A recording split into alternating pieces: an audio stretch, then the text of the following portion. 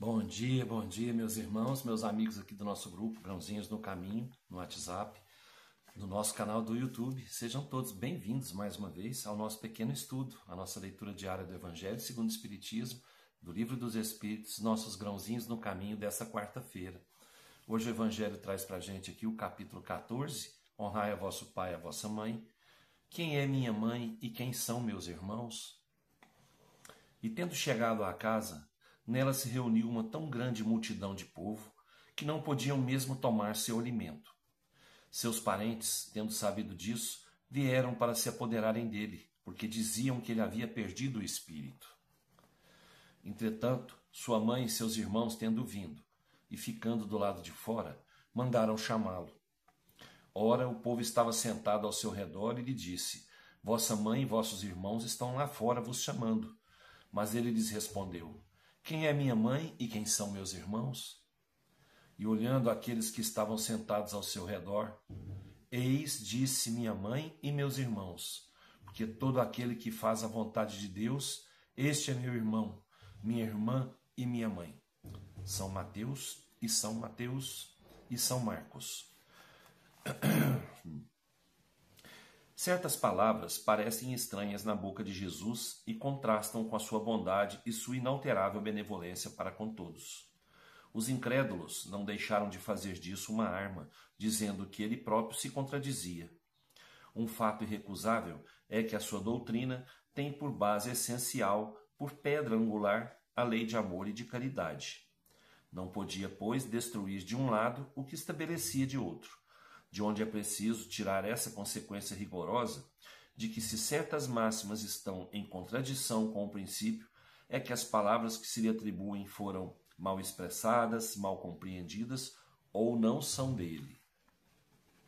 Admira-se, e com razão, ver nessa circunstância Jesus mostrar tanta indiferença para com seus parentes e, de alguma sorte, renegar sua mãe. No que tange a seus irmãos, sabe-se que não tiveram jamais simpatia por ele. Espírito pouco avançados, não tinham compreendido a sua missão. Sua conduta, a seus olhos, era bizarra e seus ensinamentos não lhes haviam tocado, uma vez que não houve nenhum discípulo entre eles. Parecia mesmo que partilhavam até um certo ponto das prevenções dos seus inimigos. É certo, de resto, que o acolhiam mais como estranho do que como irmão quando ele se apresentava na família. E São João disse positivamente que não acreditavam nele. Quanto à sua mãe, ninguém poderia contestar sua ternura por seus filhos, mas é preciso convir também que ela não parecia ter feito uma ideia muito justa da sua missão, porque não se a viu jamais seguir seus ensinamentos, nem lhe prestar testemunho como fez João Batista. A solicitude maternal era nela o sentimento dominante. A respeito de Jesus, supor-lhe ter renegado sua mãe seria desconhecer-lhe o caráter. Um tal pensamento não poderia animar aquele que disse: honrai a vosso pai e a vossa mãe. É preciso, pois, procurar um outro sentido para as suas palavras, quase sempre veladas sob a forma alegórica. Jesus não negligenciou nenhuma ocasião de dar um ensinamento. Tomou, pois, a que lhe oferecia a chegada de sua família para estabelecer a diferença que existe entre o parentesco corporal e o parentesco espiritual. Então, gente, aqui o Evangelho está contando para a gente que Jesus teve irmãos, né? Maria teve mais filhos além de Jesus, mas que esses irmãos não acreditavam em Jesus, não seguiam, né, os ensinamentos de Jesus, e que a própria Maria também não seguia a Jesus onde Jesus ia, e também não se tem notícia de que ela seguia seus ensinamentos, né? Não acreditavam muito em Jesus, na missão de Jesus. Então Jesus não os considerava como irmãos, né? E sim como humanos, como todos. Então, ele não fazia distinção entre os irmãos de sangue, né, e os outros. Todos para ele eram pessoas normais, eram pessoas às quais ele dava toda atenção, todo o amor, todo o respeito, né? E esses irmãos duvidavam dele, não participavam de suas ideias, né? E isso para ele não tinha problema. Para ele não tinha problema, né? Porque ele levava do mesmo jeito a todos os ensinamentos de amor e de caridade, né? Jesus não renegou sua família. Ele não renegou sua família. Ele simplesmente deve ter ficado muito triste, né? Porque essa família corporal, essa família sanguínea, essa família não dava, vamos colocar assim, não dava moral para ele, né? Mas isso não impediu que ele lhes amasse, lhes respeitasse, né? Como ele fez com todos.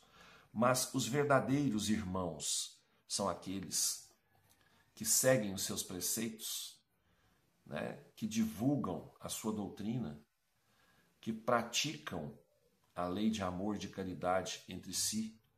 Esses são os verdadeiros irmãos e a verdadeira mãe de Jesus, né? Então, nós vamos nos considerar como irmãos sanguíneos ou como irmãos espirituais? Hein? Vamos ver o que nós estamos fazendo para ver se nós merecemos ser chamados de irmãos de Jesus, né? Vamos pensar um pouquinho nas nossas atitudes para ver se a gente está agindo de acordo com os seus ensinamentos.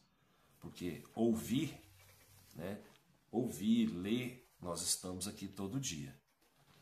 Nós estamos aqui todo dia. Mas e a prática do que a gente está ouvindo, né? Do que a gente está lendo, do que a gente está aprendendo?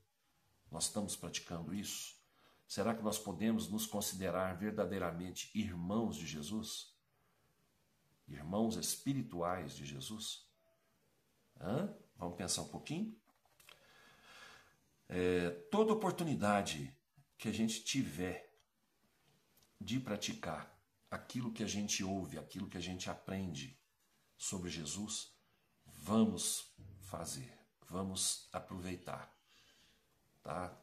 Todo ensinamento tem que ser colocado em prática.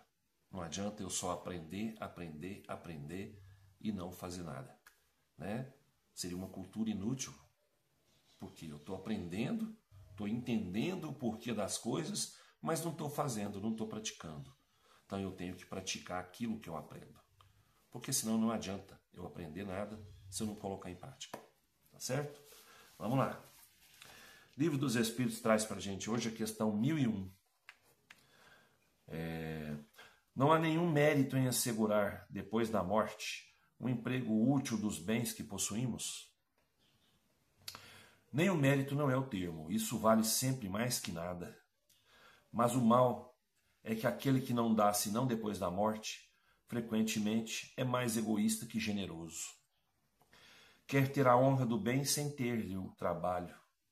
Aquele que se priva na sua vida tem duplo proveito, o mérito do sacrifício e o prazer de ver os felizes que fez. Mas o egoísmo lá está e diz-lhe: o que dás, suprimes dos teus gozos. E como o egoísmo fala mais alto que o desinteresse e a caridade, ele guarda, sob pretexto de suas necessidades e das necessidades da sua posição. Lamentai aquele que não conhece o prazer de dar. Esse é verdadeiramente deserdado de uma das mais puras e mais suaves alegrias. Deus, submetendo-o à prova da fortuna, tão difícil e tão perigosa para seu futuro, quis lhe dar por compensação a felicidade da generosidade, da qual ele pode gozar desde este mundo. Gente, é o que nós falamos ontem. O que nós vamos fazer com a nossa fortuna, né? Nossa, sim, né? Quem tem, né? O que nós vamos fazer daquilo que nós possuímos nessa vida terrena, depois que nós deixarmos essa matéria aqui? Nós não vamos fazer nada com isso, né? Então por que eu, sabendo que eu não vou levar nada dessa terra, a não ser as coisas boas e ruins que eu fizer aqui, por que eu já não começo, eu sei que eu vou ficar sem, eu já não começo a distribuir meus bens em vida, a fazer a caridade aqui em vida, Para que eu vou juntar coisas para virar disputa familiar depois? Né? Para que eu vou juntar, guardar para mim aqui, ó, na matéria, as coisas que eu podia muito bem estar fazendo uma pessoa feliz, outra pessoa melhor, né? Eu fazendo o bem aqui enquanto eu estou encarnado. Se Deus me deu a oportunidade da riqueza, a prova da riqueza, é porque Ele sabe, né? Ele está me dando uma oportunidade de me melhorar, de eu pegar essa riqueza que eu tenho e ajudar outras pessoas, fazendo a caridade. Não depois que eu morrer, eu deixar aqui escrito um testamento, quero que seja feito isso, isso e isso, dar uma parte para a igreja, uma parte para uma casa espírita, uma parte para uma tenda de umbanda, uma parte para... Não. Se eu quero fazer isso, eu posso fazer isso agora. Aliás, eu tenho que fazer isso agora. Eu tenho que me desapegar das coisas agora. Ah, poxa, eu vou desapegar depois de morto? É lógico, eu não vou carregar nada comigo. Eu já vou desapegar naturalmente. Agora, o nosso egoísmo é ainda muito maior do que o nosso desapego. Vamos pensar nisso. Tá bom?